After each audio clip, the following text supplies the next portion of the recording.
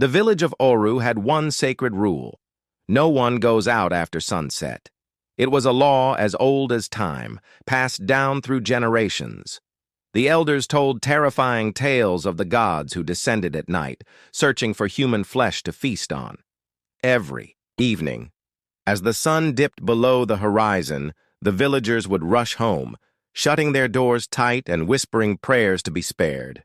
But Ajayi, a curious boy of 16, was tired of living in fear.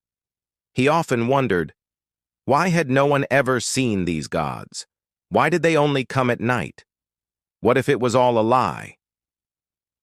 One fateful evening, just as the last rays of sunlight faded, Ajayi clutched his small cutlass and slipped out of his home.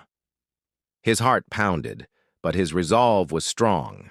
He walked through the silent village, past empty stalls in the marketplace, past the abandoned riverbank. The air was eerily still. Then he heard laughter. Confused, he followed the sound and arrived at the palace courtyard. What he saw made his breath catch in his throat. The king and his cabinet were gathered around a grand feast, drinking palm wine, eating lavish meals, and laughing heartily. There were no gods, only men, enjoying the night they had forbidden the rest of the village from seeing. Ajayi gasped, and the laughter stopped. The king's chief guard spotted him and drew his sword. "Who goes there?" Ajayi stepped forward. "It is I, Ajayi. I came to see the gods, but instead I see you."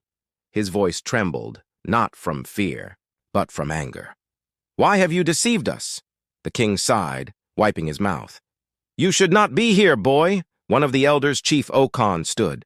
"For generations our ancestors enforced this rule, not because of gods, but because of power. If the people fear the night, they will never question what happens in it." Ajayi clenched his fists. The elders had fed the people fear while they indulged in luxury. The king leaned forward. "You have seen the truth, Ajayi. But what will you do with it?" Ajayi knew one thing. He could not return home and pretend. Nothing had happened. He had to decide, stay silent and live in comfort, or reveal the truth and face the wrath of the powerful. As the king and his men watched him, waiting for his answer, Ajayi took a deep breath. The night was no longer something to fear. It was something to fight for. Follow Teuton's stories for more.